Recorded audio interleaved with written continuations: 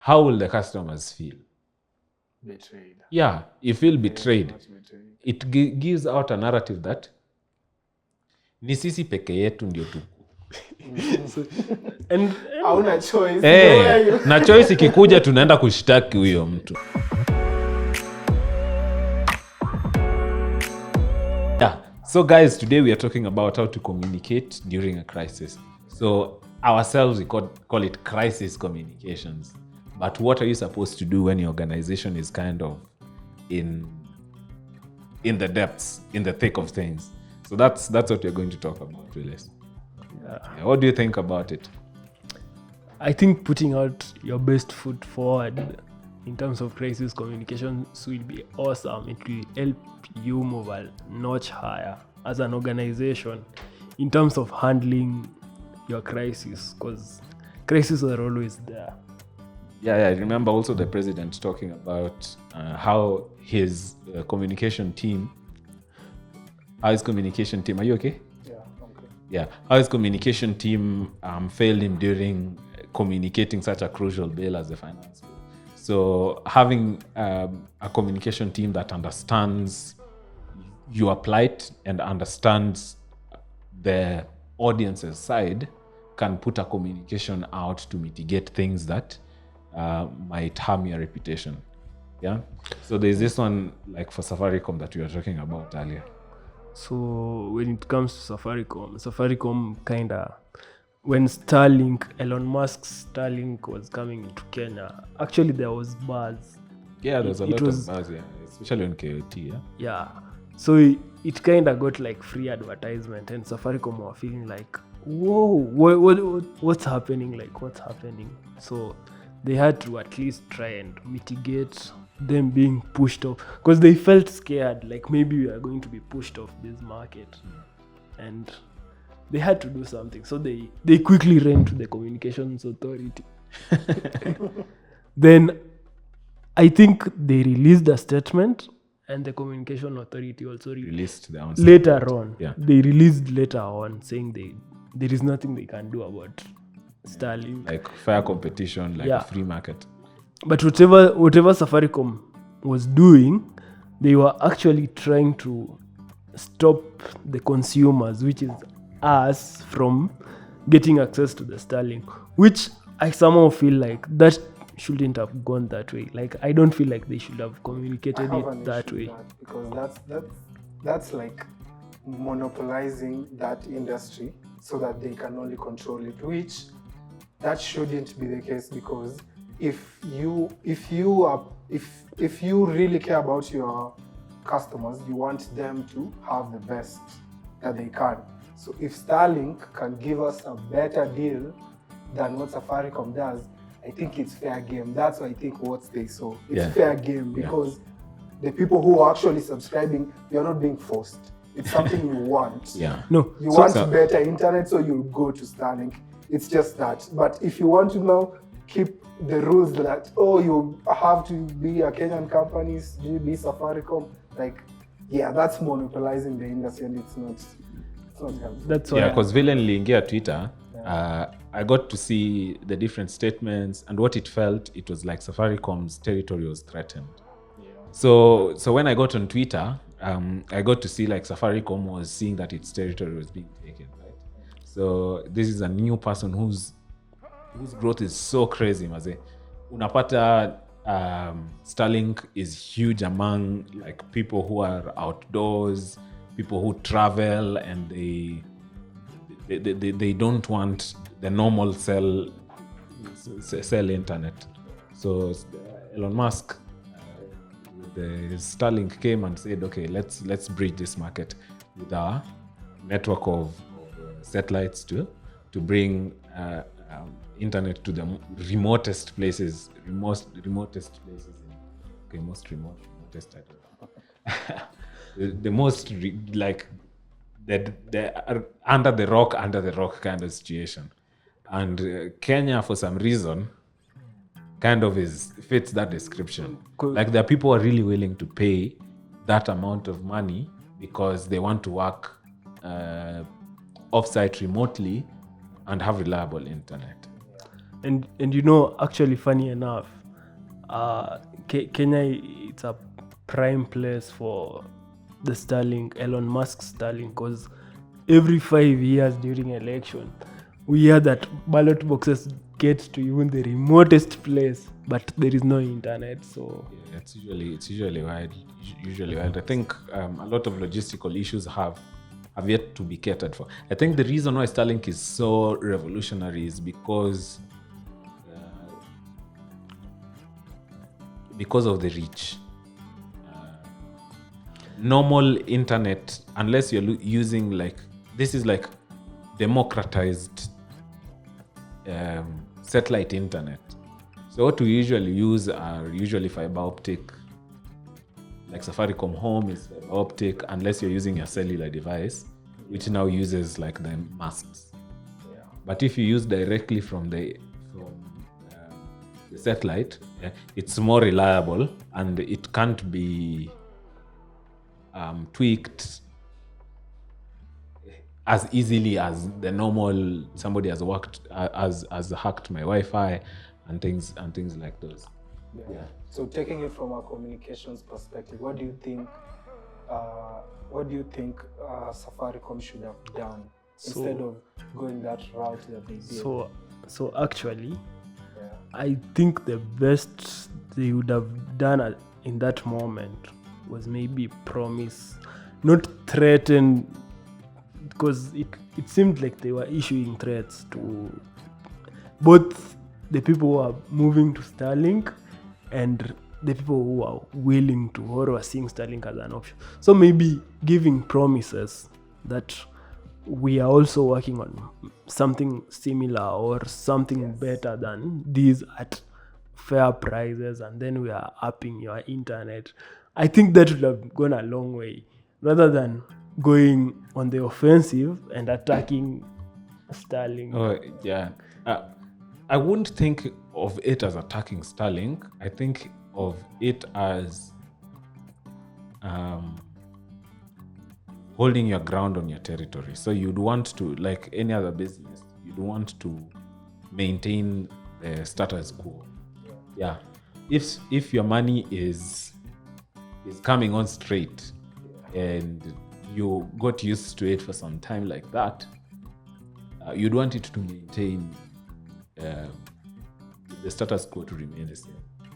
But now Starlink came and in an attempt to disrupt that industry. Yeah. And in all honesty, Safaricom really doesn't get a lot of its money off of personal internet, though it's a huge chunk. Yeah. If it's the internet, it's Safaricom source of a business. Yeah. But the thing is, if you allow it, the competitor might innovate you out of the system. They can say, okay, now real money is not where the individuals are, is where the corporations are. So they can really restructure the whole thing to attack that side also if you let it go on for so long. That's understandable. Where my question is comes in is, why didn't Safaricom prioritize the customer in the first communication? Yeah, I think that's what they would have done. I think that would be a better time, given that what was going on in the background is people having these allegations about Safaricom government relations during the Gen Z maandamano and things like those. And Starlink, knowing that the Gen Z maandamano was actively on Twitter, I best believe there's some information that was linked between Starlink communication and Twitter, who are kind of owned by one person. So I think there are some insights that person got off of that to hit the road while it was still hot. Because I think it's the same thing he also did in Brazil. So it's it's kind of playing. It's more or less the same. Because in Brazil, he even went ahead and gave people a free subscription, free Starlink, just so that. From my opinion, I look at it as this person is good at figuring out opportunities and anajua when to capitalize them. He knew, he heard about all these issues with Safaricom on Twitter, on his app, so obviously he knew something is cooking there. Then he just waited until the moment that people are actually now fed up with the monopoly. Now he comes in with a solution. Like, so fit to exactly what you need. Because an interesting thing is, you can analyze the sentiment of different tweets actually per topic, so you can see if people are talking about Safaricom, what are they talking about Safaricom? Is it positive to Safaricom? And if it's negative and I have the ability to move into that market, I think I would take it. So that's outside. That's something we should discuss maybe on another podcast. Yeah, how to when to move, and using communication as a strategic decision maker in hitting a market. And actually, that's simply what's called when innovation meets opportunity. Yeah. Like this guy is so innovative that when he sees opportunity and it's something to deal with, maybe doing something differently and better, he actually never failed to seize the opportunity. Yeah, mazen na kona do ya kuback it up. Like if there's an opportunity and is viable, and his innovation are not only in space but also in deep earth, where he has the boring company that wants to connect a point and another point on earth by underground tunnels. And that's crazy innovation. I think by the time in LA. The underground tunnels, but it's only for Tesla. Yeah. People who bought his cars don't ever go into his tunnels. Yeah, it's for Tesla. So that's also like, it's just making people feel like, actually it's making these people his community. He's just building more and more into like, he's growing his community basically, because if you buy a Starlink, then you get to use these. So you'll see the benefit. Then you say, "Oh, let me go buy a Starlink." Then it's what. So it's an ecosystem kind of. Yeah, it's an ecosystem. To go off topic. Yeah, we've started. I want to talk to you about robots. Exactly. But now to go back to the communication part. Yeah. So what I feel Safaricom could have done is talk to their community, customers, clients first. Reassure them that this is what we have planned, and this is what is coming to our space, and let us maintain our Kenyanness. I think that's the angle I would have taken. Yeah, because let us maintain our Kenyanness. This thing might be flashy right now, but I wish sure it's like I would have gone that direction instead of saying, big bro, these people have come to play in our yard and we don't like them. I don't think that's the angle I would have taken, because so it's very protectionist. They were whining about it was like they were complaining. These people must pass through us before distributing because they are foreigners.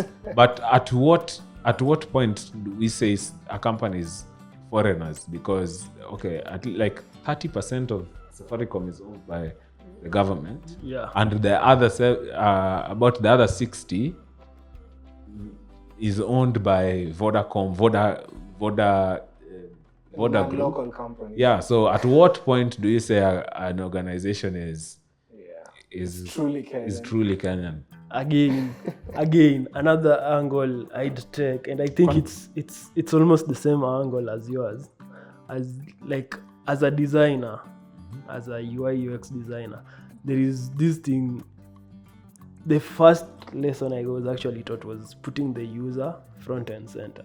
That means you work with the user. Like it's not you, it's not about you. So Safaricom in this place would have realized this thing it has little to do with us.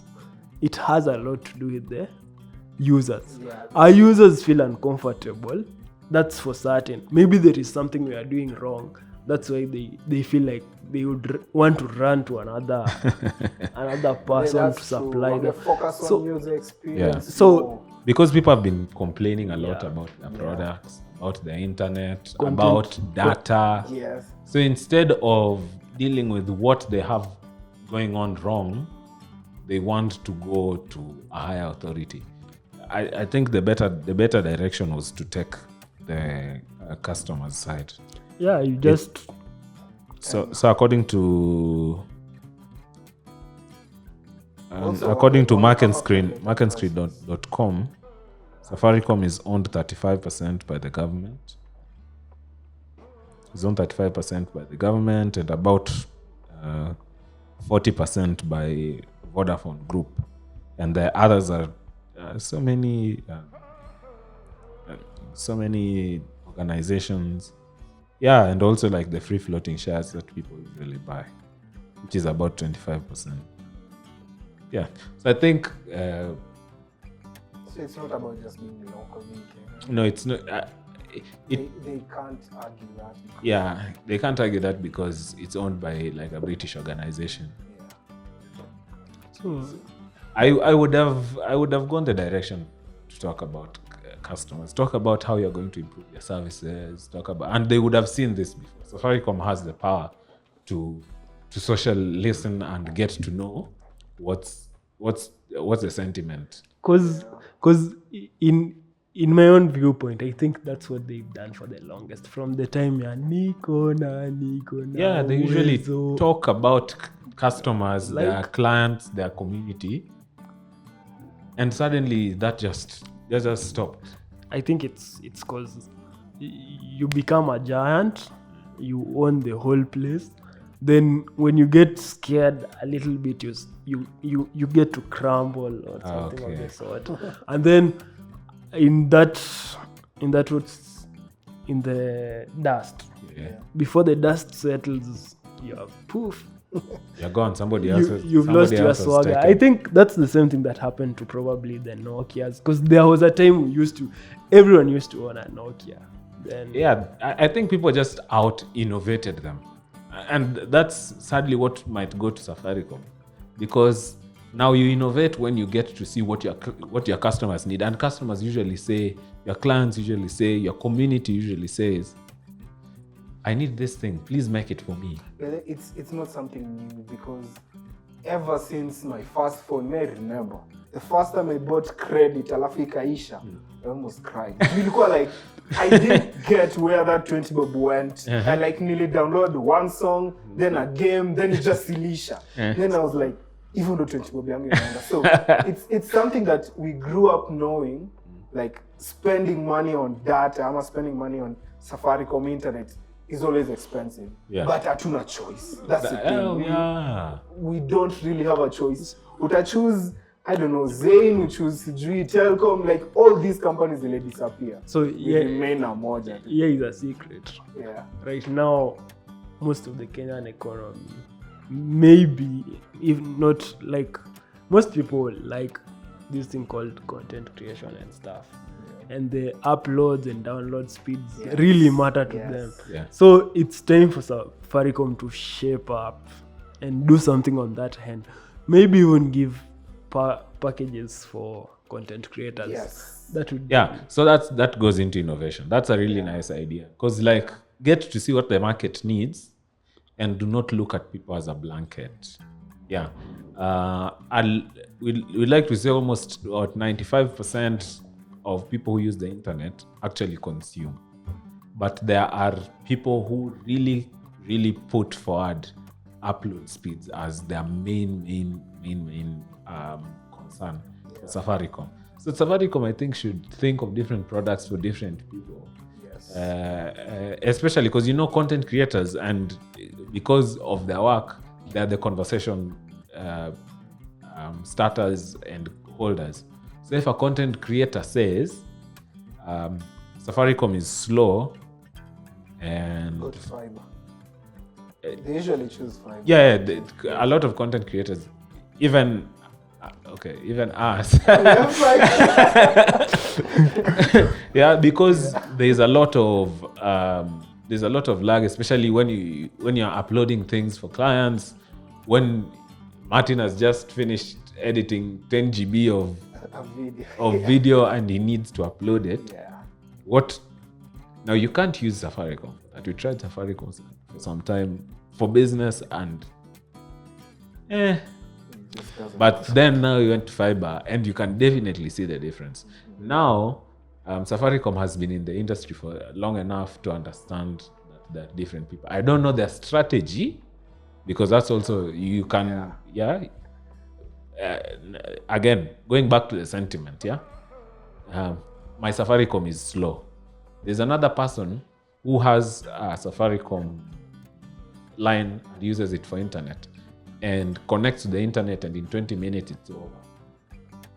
So those things compile into a certain narrative. If somebody says Safaricom is expensive and then mtu mwingine aongeze pile ingine juu ati alinunua 10 GB imeisha within a day, the conversation just keeps on. The conversation just snowballs into something. Now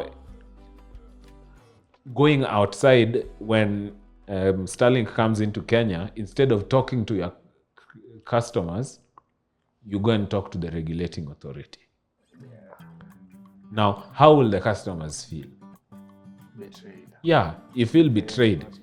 It gives out a narrative that ni sisi peke yetu ndio tu. Hauna choice. Na choice ikikuja tunaenda kushtaki huyo mtu. And you know that's what it feels like. Yeah. And it might be totally subconscious. It might be totally it's not planned. But now that's why you need a very robust risk and crisis communication strategy. Yeah. So this album was out of here, man. Manzo jana sasa unajua niligeuka Biggie Smalls. I happen to have 8 sardines for dinner. But the sardines. You ate sardines for dinner, bro. Sardines. This is what he's calling sardines. You know what I figured, yeah? There's an English word called minnows, yeah? And actually, it is for freshwater sardines. Now, makes me think the word relation between omena and minnows. Yeah. So it's like Dagoretti, the Great Corner. Dagoretti Corner. So I don't know. Maybe we should look into that, man. Dagoretti? See, Dagoretti Corner is the Great Corner. It's like, so when English was put, especially in front of the Kikuyu, they had to Africanize it. Because like Bantu words, a lot of Bantu words end in vowels. So if you want to tohoa something, instead of remote, remoti. Yeah? Vile wajaka sasa wanatoa hiyo i nabaki chapat. Yeah, so that's I learned about the minnows.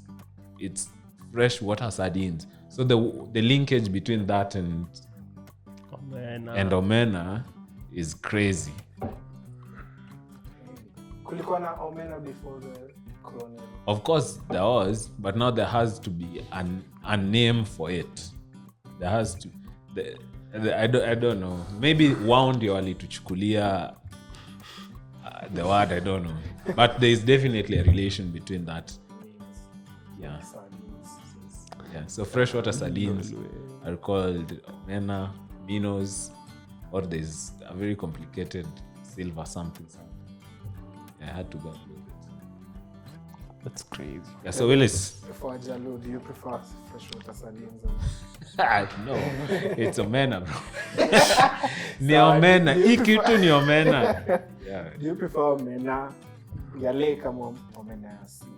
Ushaionja omena ya si kwa? Omena ya si, like just seafood is just yucky. Yeah. Seafood generally too. Mas unakumbuka ile day tulikula prawns.